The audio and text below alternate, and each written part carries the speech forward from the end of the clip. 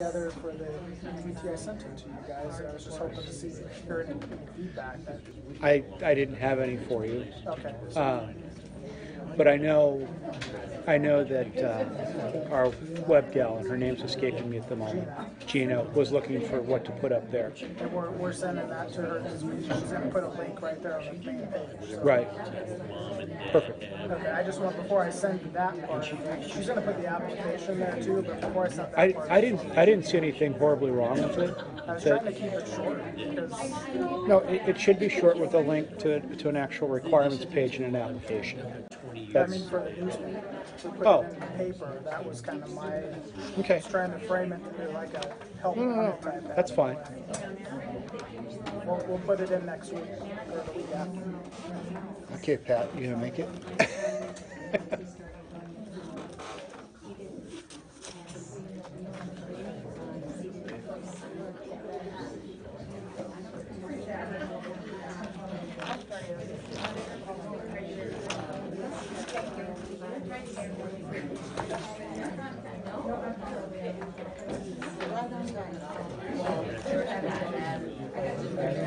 I'll bring you in.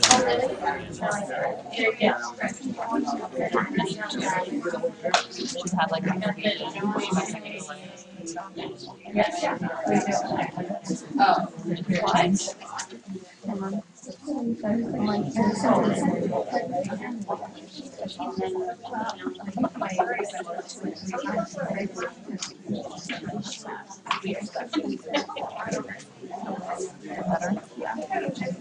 I just have to change this. Like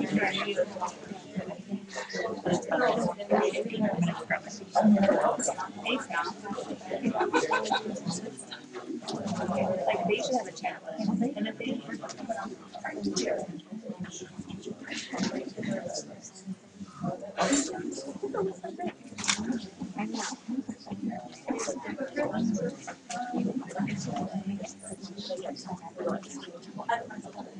Ten seconds.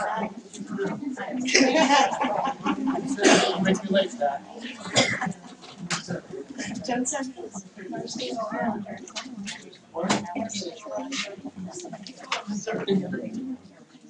Jerry's gonna serve one.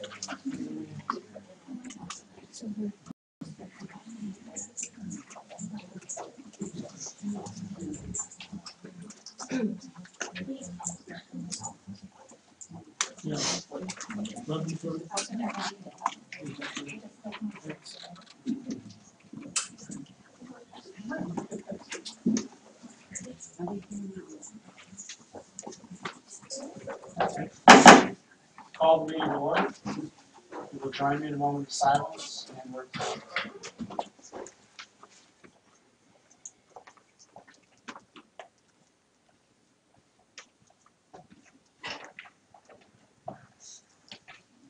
Jerry, will you call the roll, please? Kathy Fox. Here. Alan Moore. Here. Pat Ernie. Here. Nicole Cohen. Here. John Maston. Here. I'll stand and join me in the pledge. Allegiance to the flag of the United States of America and to the republic for which it stands, one nation under God, indivisible, with liberty and justice for all.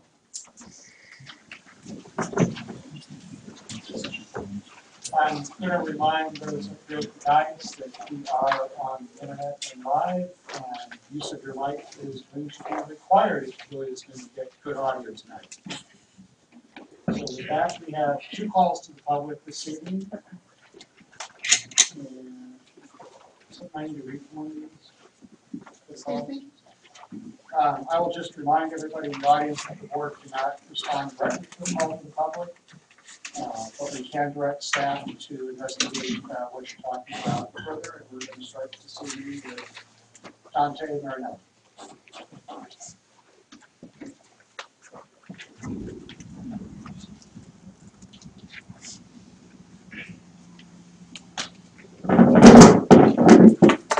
Good evening, everyone. How are you? My name is Dante Marinelli, and I'm a 36-year resident of Lake Havasu. I have 3 children that have gone through the school system. 2 of them were in music. And I was approached the other day for a fundraising event for uniforms for the school, high school band. And I am surprised that we are still dealing with these issues. I was president of the Booster Club when my kids were in the band program. And I believe our band boosters were the last band boosters to buy uniforms for the band. And I'm not sure if you guys realize how long ago that was, but this gray hair used to be black before we started with the kids. So we are going on, and when I look back in the records, I think the uniforms that we purchased they're about 21 years old now, which is silly. You cannot operate a school program of a high school nature with 21-year-old uniforms. I would venture to say there's not anybody in the state that has a uniform as old as we do. Those uniforms were never ever purchased by the district as well. So surprisingly enough, the last time the district purchased any uniforms was over 35 years ago for the high school band. There's a problem. We are not funding that program properly. Remember, music is not a co-curricular activity. It's a curricular activity. It's a class. Is marching band considered part of that class? Yes, it is. Do you give units for that class? Yes, you do. I've had 2 of the kids go through music. Both of them, one is now a music teacher, believe it or not, in another district. I've been teaching music for 15 years. She had the same problems that we're having today. I asked her often why she would come back to Lake Havasu and teach, and this is the reason why. We do not fund the program properly. These kids are left on their own. We got rid of elementary instrumental music. So we have kids that are picking up musical instruments for the first time in 7th and 8th grade. And as you know, in a competitive world the way we are today, nobody can successfully complete a high school or a college music program when you're picking up an instrument in 7th and 8th grade. In speaking with the instructor over at the high school, found out that we're still not budgeting for instruments. The last instruments that were purchased was the year that we were in band boosters, 20 years ago. And those were not purchased by the school district as well. I had started a restaurant at that time, and I had Shamrock Foods come in and give a donation of all the instruments that we have now. The horns, the drums, all of that was included. And I think Mr. Rooney was before you came in, but that was the year that we bought all the instruments. That's the last instruments that have been purchased for the school. The budget still, there's no budget for repair work on those instruments. The kids have to pay for their own repair of school instruments. There's really nothing that I can see that the school board is budgeting for in the music program. They're now faced with a $50,000 bill for uniforms. Is that shocking? Not really, because the band's small. You're very lucky the band's small. If it was at the normal size that some of my daughter's schools are at, they've got 200 kids in the band. They're looking at $250,000 to do uniforms. But we have a small program that's building. But I'm telling you, if we do not support the program, we're going to lose those kids. And I can tell you straight out that music does play a very important role. I mean, I've seen it in my family. I've seen it in all of their friends. A lot of their friends are teaching music or teaching school now. And it's because of the band program. Those kids do very, very well. And I'll give you a little example. I had one of my children go pretty far in music and went through a program where they auditioned at some of the finest schools in the nation. And I can remember the day that they took us into a room, Peabody School of Music, and Boston came in, and they sat us all down, and they talked to us as parents. They said, I want you to know, I think you're scared to death when your child's going to walk out of here with a music performance degree. And what are they going to do with it? And then they brought out the director of placement, and they said to us, they mentioned, I want you to know that 50% of our class has been hired by Fortune 500 companies. 50% of our class will never even play a musical instrument again. But they've had the music training. They've had ear training. People like Sony, Bose, all those people are picking up these kids. So what we do on the high school level is going to affect them in the future. Whether they continue to play music or not, they're learning a different skill set. And you know that children that play music learn a little bit differently than children that do not. They're challenged. These companies want to see them. The one gentleman told me, we can teach a student to be an engineer, but we can't train them to have ear training.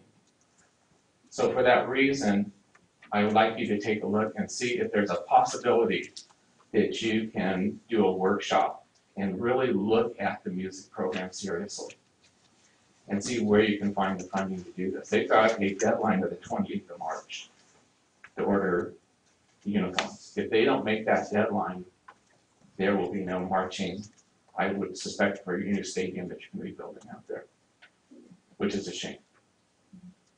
So I think we need to find the money to do that. I'm looking at their budgeting aspects. They've got, I think they've raised about $33,000 so far out of the $50,000 that they need. That's a lot of money for fundraising. I mean, they're not even asking you to put in 50%. So I would hope that you'd be able to find the funds to go ahead and move forward to allow them to get the new uniforms, of which that we haven't paid for in 30 years. I would also ask you to start putting in a budget line so money can be saved, so we're not doing this again in another 10 years or 15 years. You've got to put money aside. And that means finding it somewhere, straight lining it for uniforms or for music or for whatever it's going to be, but we can no longer not fund the uniforms, not fund the instruments, not fund any of the training that goes along with that. Our music teacher is not trained in every aspect of instrumental music. They have a general music degree. Most of these schools have people that they can bring in to further these kids along. We don't have any of that here on the campus. So there's no funding for that. There's no funding for a public arts program. We're asking them to do everything on their own. And remember, it's a curricular class. So I think you have some responsibilities to find the funds, as well as I would hope that you would start putting a line item in for some of the repair work and for some of the uniform costs. Remember, these parents have been washing those uniforms for 22 years. The district has never gotten one bill for uniform or uniform repair. So I think we've asked enough of all the parents. It's time now for us to step up. Thank you. Thank you. Our next call to the public is, I believe, on the same subject, and Teresa Crowley is here. Hi, I'm Teresa Crowell, and my daughter too is in the program. I've had the privilege to be able to have her in the program for the past 4 years at the high school. She came in right when the new band director took over, and there were just 21 kids in the program, and she's done an amazing job growing the program. And Dante said it so perfectly, a line item in the budget would be amazing. My concerns as a parent is they travel a lot. I don't know if you all realize that, but they do go away on competitions. They go to Prescott and a competition there. They go to festivals. And every time they travel, it's quite expensive to cover the buses and everything for the travel.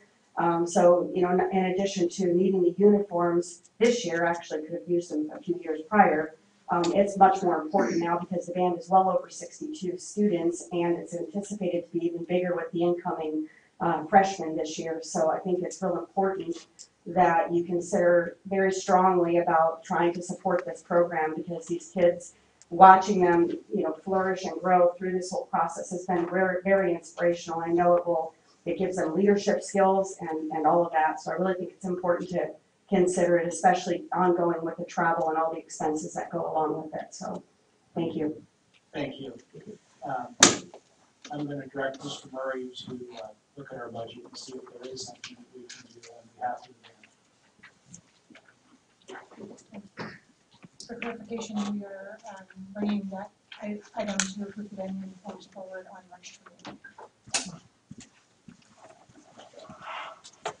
We have one visitor listed, and that would be the Lake Havasu City Education Association.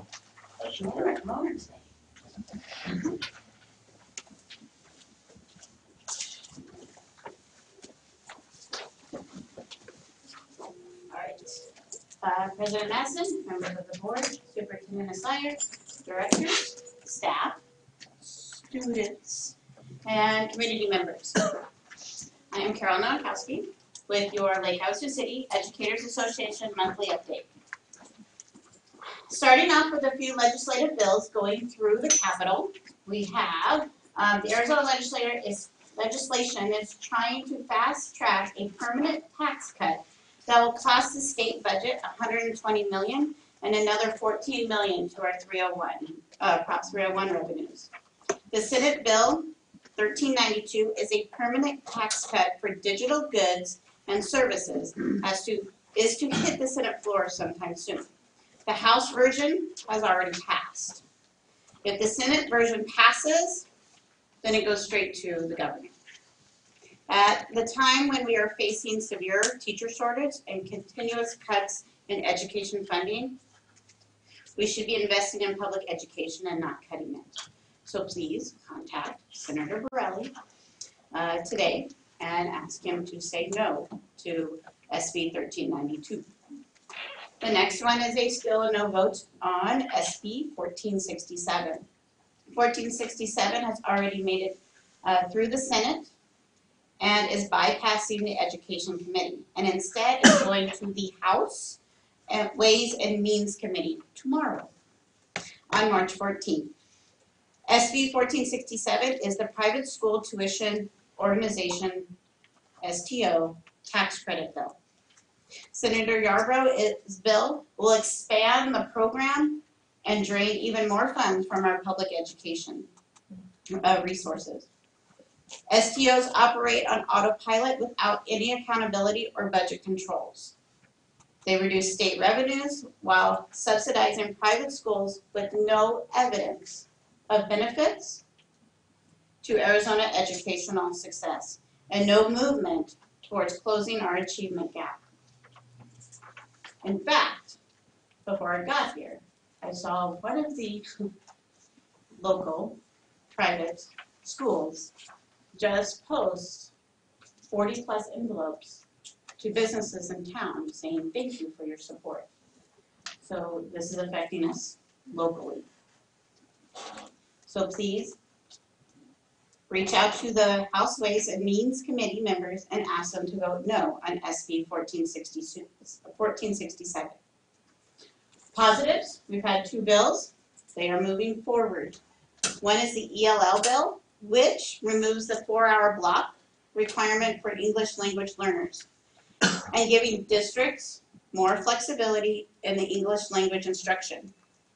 And the other bill is to remove the teacher evaluation framework from the state statute, giving school districts local control and relieving the pressures from student test scores.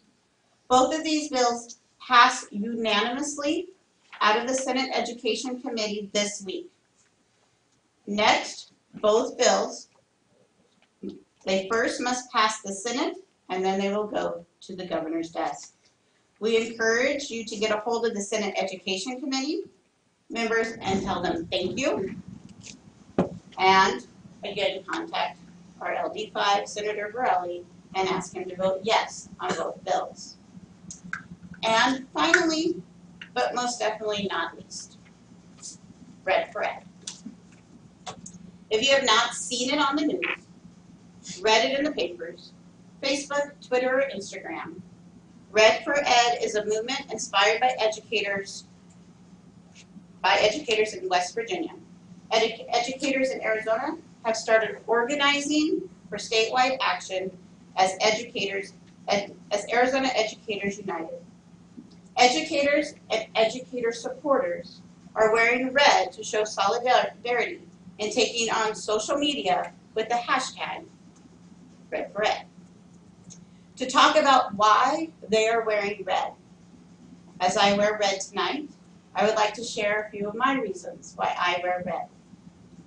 I wear red because I promised all of my former students who are currently pursuing an education that I would fight until it's made right. I wear red for equality and opportunities for my students in rural Arizona because zip codes should not matter. I wear red For equality or for equity in funding for rural Arizona, the underfunded formula needs to be fully funded. We have broken desks, we have outdated books, and we need safe working conditions for our students and staff. And because, what was the bill?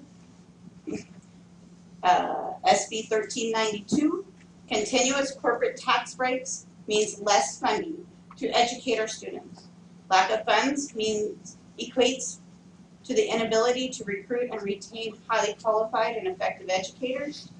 Lack of funds equates to the ability to provide a fair living wage for all Arizona educators. Lack of funds equates to the inability to provide inadequate resources, such as furniture, textbook, and supplemental supports for our students. I would also like to share one of LHUSD's staff members' post in the Arizona Education United group this week. This is from a teacher at the middle school. I am very grateful for this group. I have learned quite a lot from reading the many posts here. I have learned that I am not alone in working crazy hours to keep up. I have learned that I am not alone in holding a second job just to make ends meet. I have learned that I am not alone in feeling inadequate as a parent because I've had to say no to them because I don't have the time. I've learned that, although it's nowhere near perfect, I work for a pretty great district that seems to value us, is fair, and is doing the best they can for us in spite of all the obstacles we and they are faced with. It wasn't always the way here, but I do believe it's true right now, especially after all the things I've read from the other districts. I'm a math teacher, it's where it's not me. So I am not all that great with history, but I do remember the quote, "United we stand, divided we fall." There are so many things at stake here, and when the stakes are high, so are the emotions. I'd love to see all of us get behind each other and support one another in all ways. We may not all agree on every point, but if we become divided in this small group, we can't stand up for what is right and win. So let's stay united for the greater cause. All educators in all districts in this state deserve to be heard and deserve to be respected. We won't earn respect if we disrespect each other. This group is called Arizona Educators United. Let's unite as educators and do what we do best. Teach those that need to learn, even if they are not sitting at a desk in our classroom. So here is my ask. As leaders of LHUSD, President Masden, members of the board, Superintendent Asire, directors, and principals, who I know many of you already reach out, and possibly on a daily basis, and contact our legislators in our Department of Ed, who are advocating daily for public education and LHUSD. Please join your staff, LHUSD, by wearing red on Wednesdays.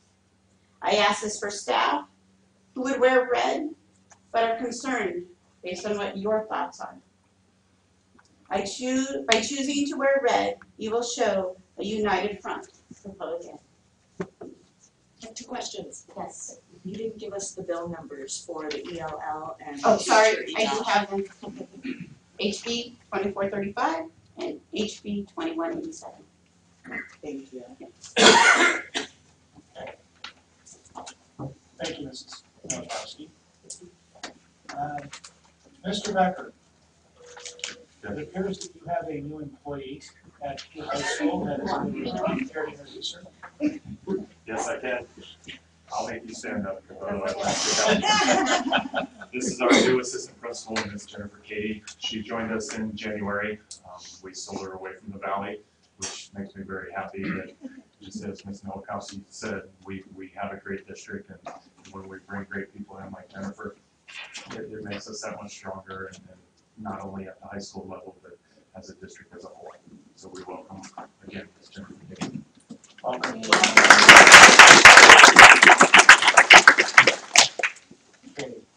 Moving on to section 4, our consent agenda. Do I have a motion? Make a motion, we approve the consent agenda as submitted. Any discussion? No. Jerry? Nicole Cohen, Yes. Kathy Fox, Alan Ward, Yes. Pat Rooney, Yes. John Maston, Yes. Item 6.1, approval of new titles for career and technical education courses. Did we just do this, Mr. Becker? Welcome to the ABE. Mr. President, members of the board, it is recommended that the governing board approve the list of career and technical education title course changes for the 2018-2019 school year at Havasu High School. They are listed there. The rationale, although these classes have been taught incorporating the CTU requirements, the Arizona Department of Education has changed the titles and the wording of some requirements to reflect industry wording. Changing the title and adding more descriptive information will allow for funding to be received for these CTU courses: law and public safety, business management, marketing, software and app design, and stagecraft. Okay, I'll entertain a motion. Make a motion, we approve 6.1 as presented. All right. Do we have any discussion on it? Hearing none, Carrie, if you'll call the vote. Pat Rooney, Yes. Alan Ward, Yes. Kathy Fox, Yes. Nicole Cohen, Yes. John Maston, Yes. Item 6.2, approval for marching band at 7 a.m. Mr. Becker, please. Mr. President, members of the board, it is recommended that the governing board approve the one-semester marching band course to be scheduled at 7 a.m. for the 2018-2019 school year at Havasu High School. The rationale is marching band is a key co-curricular part of not only the high school, but a high school student's experience as well. We would like for marching band to be held at 7 a.m. to ensure that students who are interested in band also have the ability to select their desired elective classes.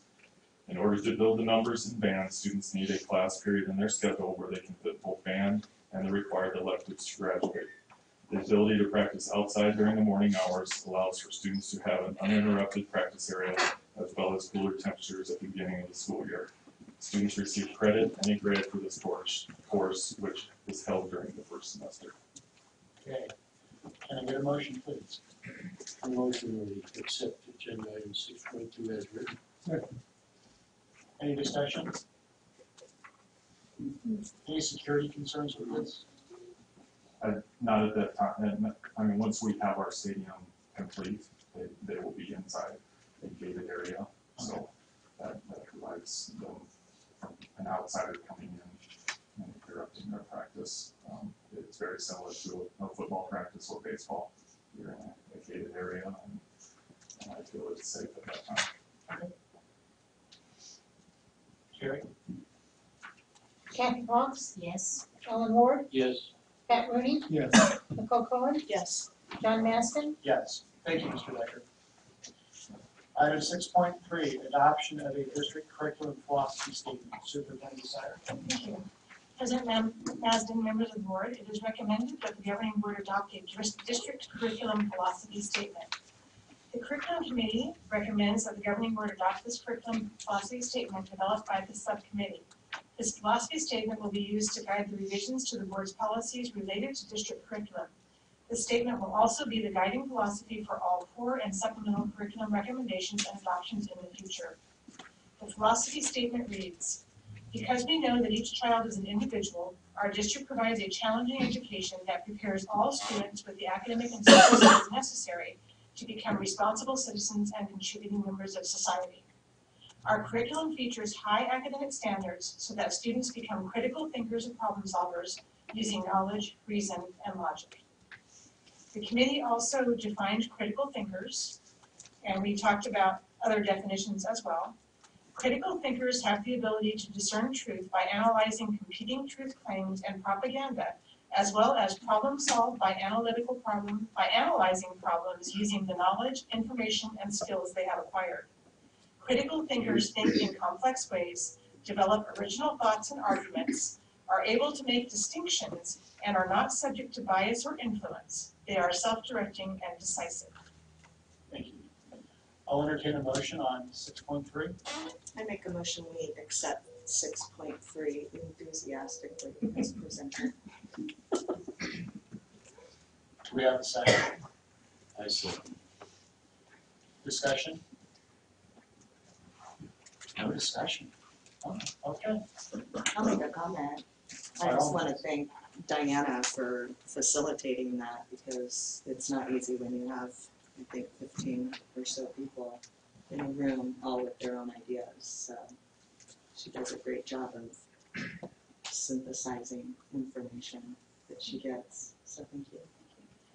I would like to share, if I may, that the curriculum committee did talk about, as we talked about critical thinkers and defining that term, that this is based on our district's mission statement, and that we should also look at clarifying what we mean when we use terms in our mission statement. And so part of our agenda for the 28th, when we're also adopting band uniforms, we hope, is to look at potential definitions so that our mission statement is clear on what the board intends when we talk about certain terms. It's amazing how many different meanings one word can have. It is. And somebody hears a word and each interprets it based on their Right. experience and so forth. Jerry? Alan Ward, Yes. Pat Rooney, Yes. Kathy Cox, Yes. Nicole Cohen, Yes. John Maston, Yes. Item 6.4, awarded bid for RFP number 171803, WAN fiber build and internet service. Mrs. Lane. Mr. President and members of the board, it is recommended the governing board award the bid for RFP number 17-18-03, WAN fiber build and internet service to two separate companies. The purpose of this project is to construct an improved wide area network between district sites, reduce recurring expenses associated with the WAN, and increase internet access capacity. Approval of this action item will allow district staff to apply for E-rate funding prior to the March 22nd, 2018 filing deadline. We're recommending that the WAN fiber build be awarded to FatBeam.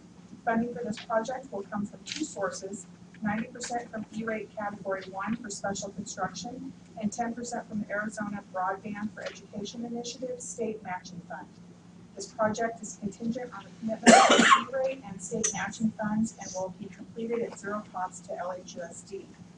We recommend that the internet service be given to Suddenlink. Funding for this item will come from two sources, 80% of E-rate and 20% from LHUSD. This proposed contract is for a term of 84 months and will be a recurring cost of $2,193 a month with a $250 one-time activation and setup fee. And I'm going to actually turn this over to Mr. Baker so he can share with you what those savings will include, because it's quite a lengthy process and very detailed. So Mr. Baker, you were involved quite intimately with this, so I'll turn that over to you. Good. And I'm sorry, where did you leave off? I'm sorry. So I share with them particularly the FatBeam and the savings that FatBeam will be providing us and the cost. It was Correct. quite exciting to see what this is coming in at. Yeah, it really is. Lots changed in the market. And so it's a really a good time to go to market. Would you make any Sure, oh, yeah, absolutely. A motion on the floor so we can discuss. That might be a good idea. I make a motion we approve 6.4 as presented. Sorry. You're on. Okay. New to this process, so very good.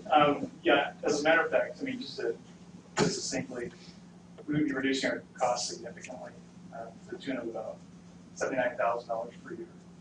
And we'd be improving the service that we receive from, not to get too techy, but 1 gigabit per second to 20. So what that means in the world of computing is that we can have a lot more capacity as time goes by without having to upgrade the links between the schools. And that's a good thing. That's really what this does for us, is this is a plan to improve those links between the schools.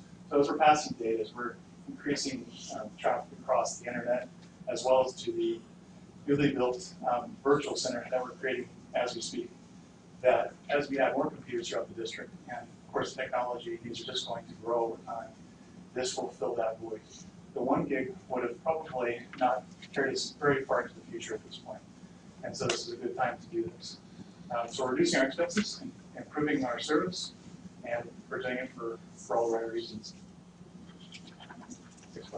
Could you repeat what the savings are again so everybody hears this? Correct. So today, for a 1 gigabit connection, we're paying $86,000 per year.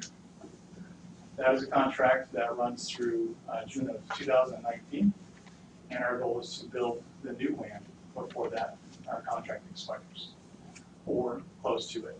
There is, and I've heard this term before, dovetailing, that occurs with timeline, and so we're very much in tune with that in terms of what effect that has on us long term. So we're watching that closely, and poring over these contracts over the past couple of weeks has been exciting, I can tell you that, but it has been very much necessary, and it is reaping benefits. Just for public record, of course, there's as I believe Denise had mentioned, there's a scoring process that goes into this.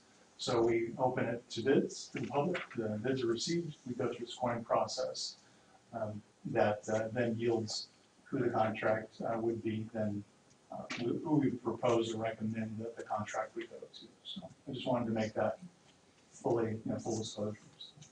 Now, we're upgrading our internet service as well. Right. And I see that there's some cost savings there. Absolutely. You just want to go through that? Please. Has that action item been read? Yeah, it's part of the same action. Same action item. Okay, so currently the district has 500 megabits of service that provides internet to the entire district. So that comes in through a hub at the high school and then is distributed out to the different district sites. What we're proposing is that we jump from 500 to 1 gigabits, so we would actually be doubling our service, our download or speeds, excuse me, and that would come at actually at a cost savings to the district. Today we're paying $55,000 per year, and the proposed contract would take us to $26,000 per year, effectively cutting that in half. So. Any questions for Mr. Baker? Who wrote the RFP for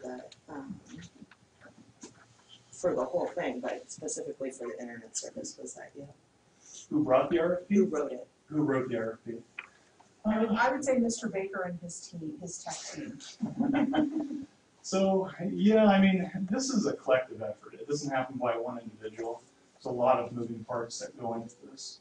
A lot of things to be considered, but ultimately, this is something that needs to be looked at periodically.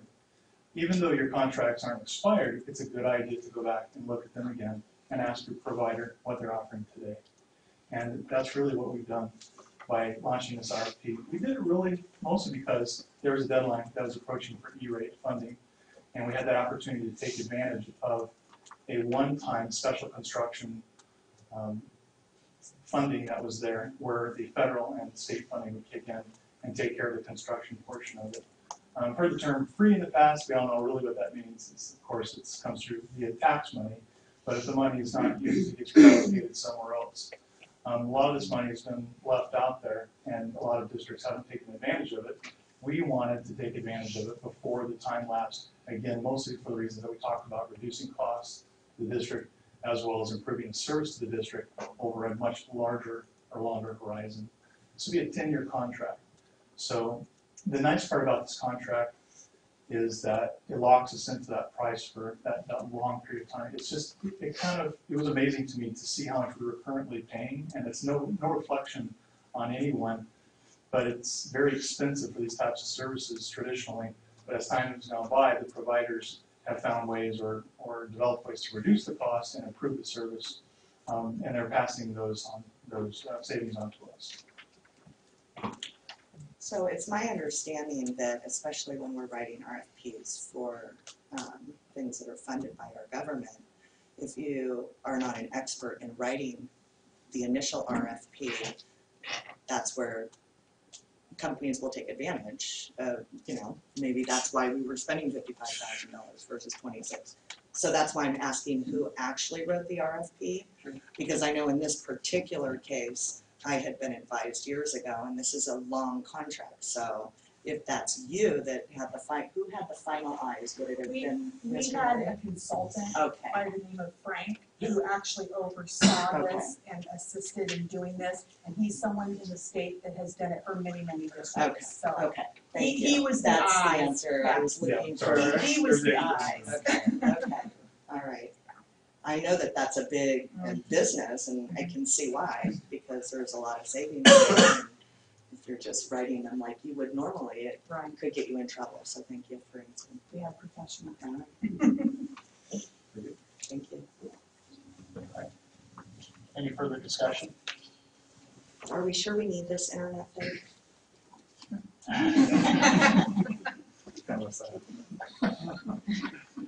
Carrie, on that, you'll call the vote. Kathy Fox, Yes. Nicole Cohen, Alan Ward, Yes. Pat Rooney, Yes. John Masson, Yes. Item 6.5, approval of sale of property.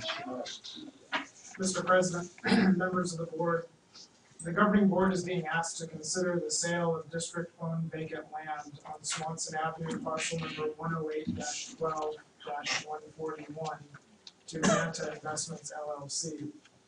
As per Arizona Revised Statute 15-34210A, the district may sell property valued at less than $50,000 without calling for an election. The realtor representing Manta Investments has presented a purchase contract to the district for consideration. An appraisal will be required at the district's expense to determine the value of the vacant property. Should the property appraise below $50,000, the district could enter into a purchasing agreement with Manta Investments LLC. An appraisal at or above $50,000 would require public vote. In addition to the expense of an appraisal, expenses relating to the closing of this transaction would also apply, and this item has been reviewed by legal. I'll entertain a motion.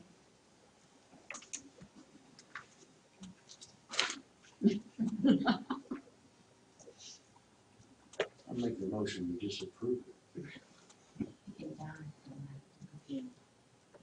I know it can. You can also die for a lack of a second. I would like to, however, put it on the floor for discussion. And we can only do that with a motion and a second.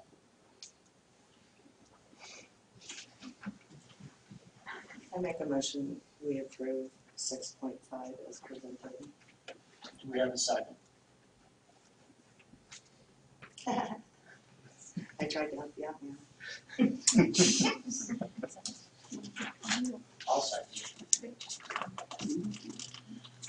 The reason why I wanted to put it on the floor is because they paid us an actual offer on the property, which I think is gonna come in under the appraised value, Mr. Murray, if you share that offer. It was $46,000. Okay. And the reason why is in researching the property around it, because the next one is gonna, give you some spoilers, the next item is gonna be to swap. The gentleman in question who made the offer is to mine property at $50,000 a lot, flat. I mean, he's bought 3 of them. And so if you're looking for comparable sales, that's why 6.5 is probably not a great idea, because you get into an election process if it's 50,000 or more, and then you get to pay $80,000 for an election. So just what my reasoning is behind it. So, any further discussion past that? Yes, ma'am. May I come up and speak? You certainly may.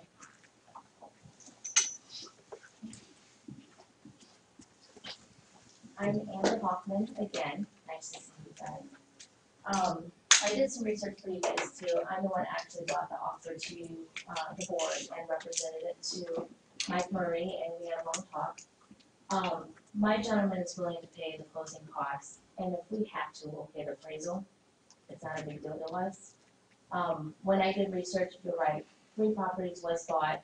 This was the last purchase sale of the year that they're gonna comp it out. Even when they do appraisals, they're gonna comp this exact dollar amount out. All 3 lots has been sold for $50,000. Okay, the reason why we offered the 46 is due to the fact with the cost of concessions and stuff and all the paperwork. It's cheaper to go through an agent, which everybody knows, than going through a lawyer, because a lawyer's gonna pull more money out of your taxpayers' dollars. where an agent will pull it out of the seller's dollars or the buyer's. So what we did is we represent this to you because we were talking about the exchange portion of it. And so if we can't do the exchange, then we would like to purchase the property.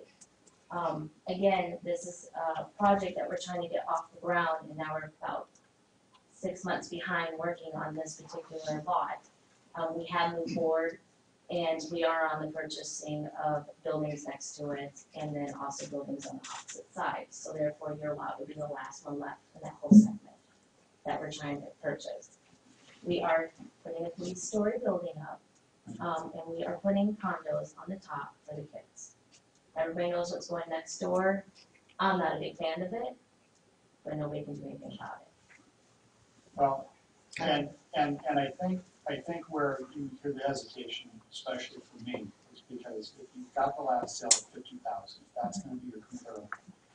What that does for us is that triggers an election process. We must go to a vote on it, which is gonna cost more. A retirement center, and then down the road, they're supposed to convert it into condos for dorms.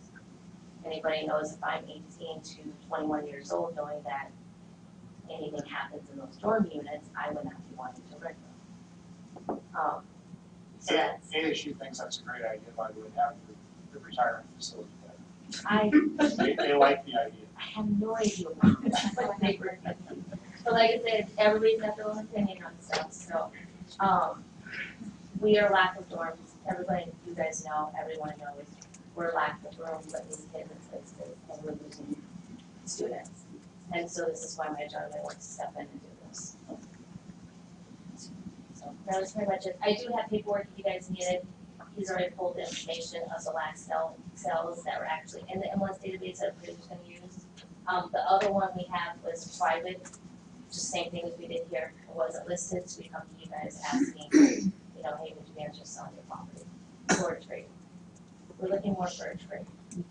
Well, that's nice. Okay. Do you want me to stay up here or do you want me to do it? Well, let's get this one done. Okay. Sherry? Nicole Cohen? No. Kathy Cox? No.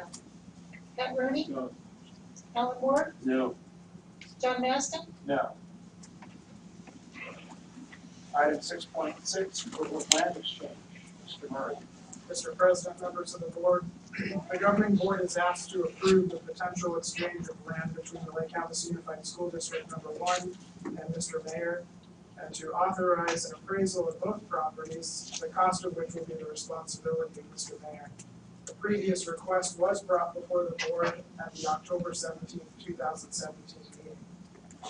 Just for background, the district may exchange unimproved property where the governing board determines that the property is unnecessary for the continued operation of the school district without requesting authorization by a vote of the school district electors, or if the governing board determines that the exchange is necessary to protect the health, safety, or welfare of pupils, or when the governing board determines that the exchange is based on sound business principles. The Lake Havasu Unified School District has received a request for exchange. The district currently owns parcel number 108-12-141, as talked about in the previous action item. Mr. Mayor owns parcels 108-12-139 and 108-12-144. I believe he also owns a third parcel down there as well. All of them located on Swanson Avenue, and there is a printout in the packet showing the location of those items. The exchange would occur after an appraisal, for which Mr. Mayor is responsible. Only if the district's property is of equal or lesser value than the other parcel, or improvements are made to increase the value obtained by the district, would the exchange take place. A resolution for the land exchange must be signed by all board members present at the board meeting at which the land exchange is approved. The resolution will authorize the board president to sign the land exchange agreement, and the resolution will also direct the district to record the deed. Per the resolution, the governing board president will be authorized to sign the deeds at a later date. All right, do I have a motion on 6.6?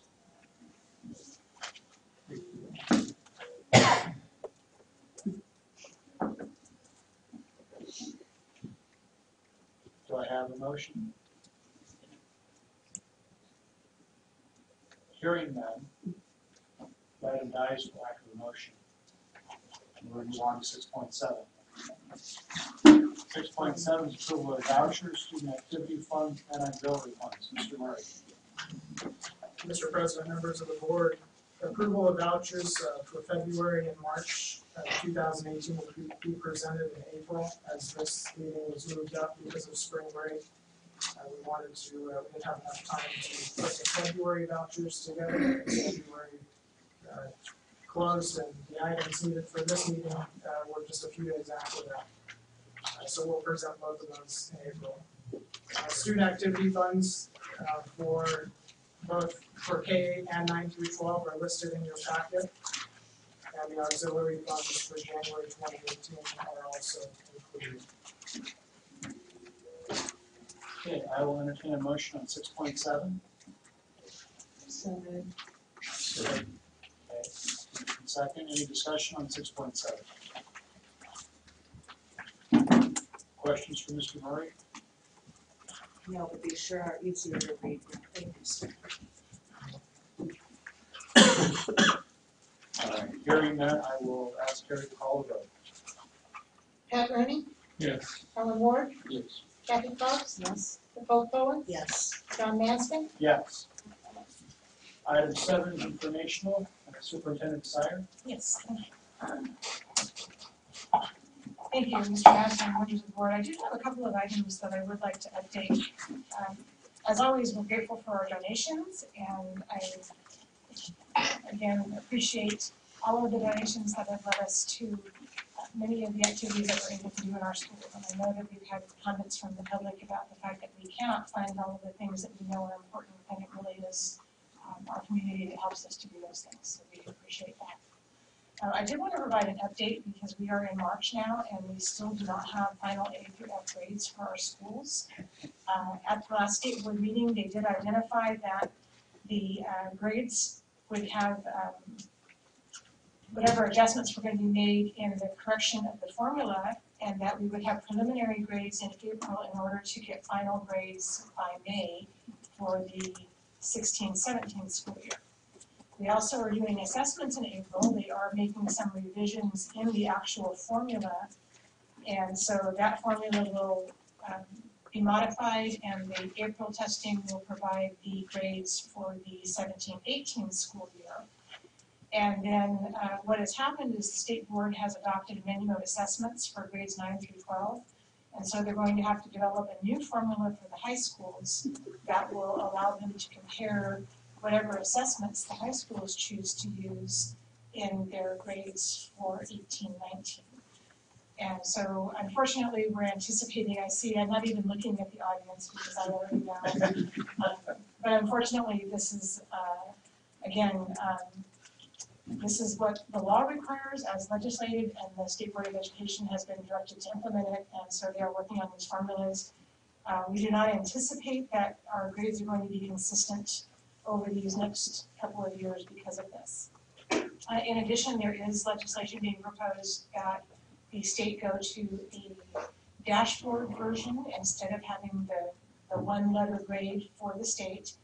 And that would involve, I think it is 6 indicators for the elementary and 5 indicators for the high schools that would each have their own separate grades so that they could be reviewed that way. I haven't followed up on it. I don't know if Mrs. Nowakowski has been tracking it. Last I had heard it came out of the Senate and passed unanimously, so I don't know where it is now. But that is what's happening with the letter grades. So at this point, we still do not have final grades from the 16-17 school year. I'd also like to mention that as a result of some of the things that have been happening in nationally in different shootings and other situations, we are going to pursue a program in conjunction with the hospital that is called Stop the Bleed, Save a Life. And this was initiated, actually they've been doing it for several years now, but one of the things that was discovered was that at the shooting that occurred in Las Vegas, that because of the reaction of people who were trained that were present, that there was only one death that was caused by somebody bleeding out from a wound that should not have caused death.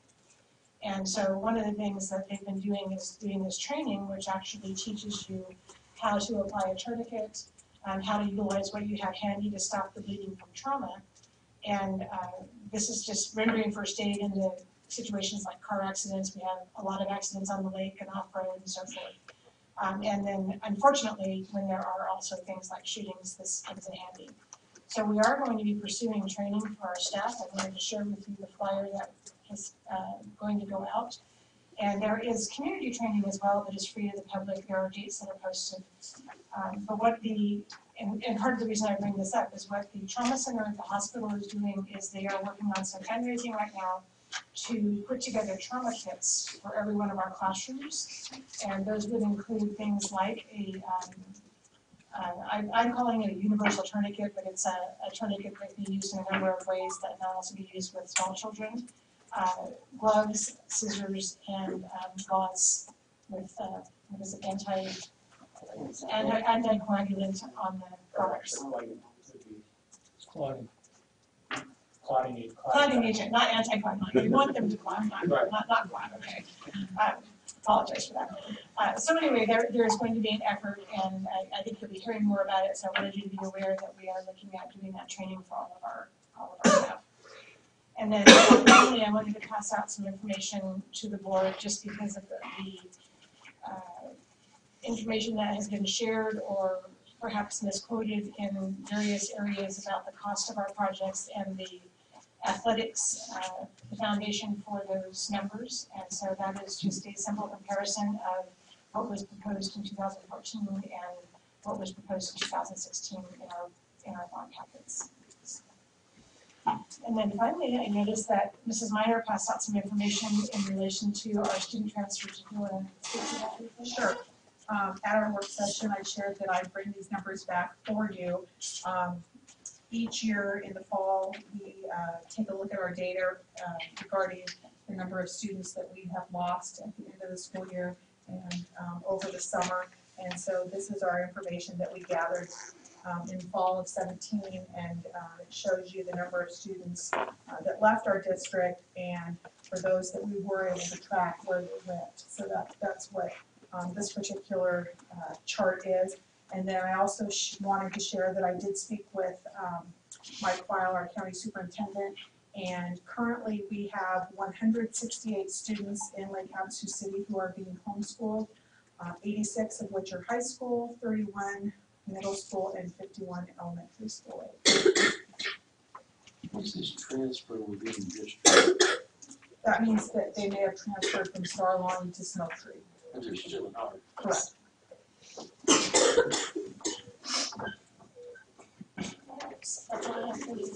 All right.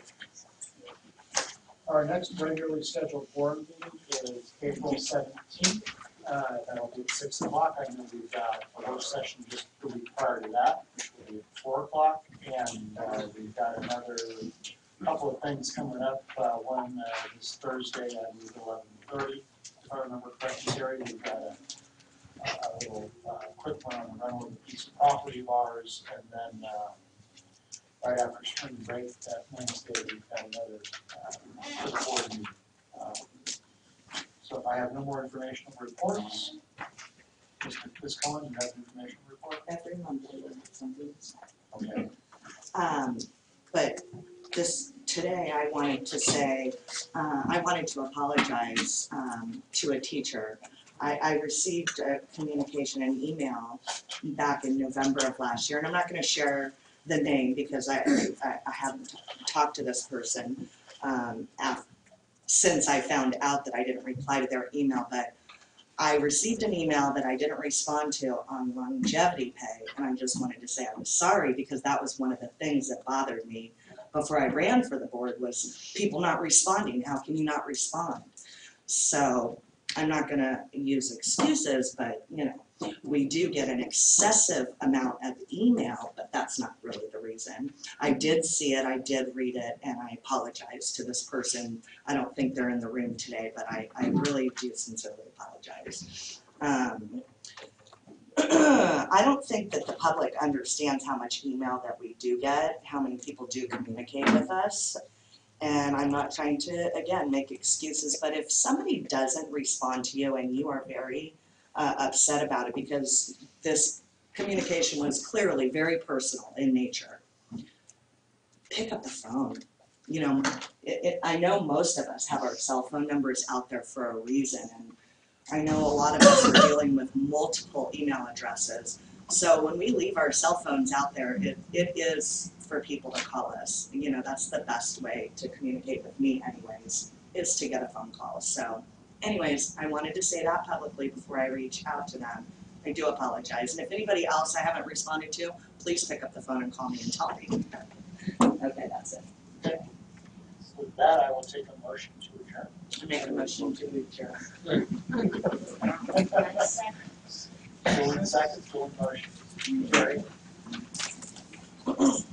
Lawrence? Yes.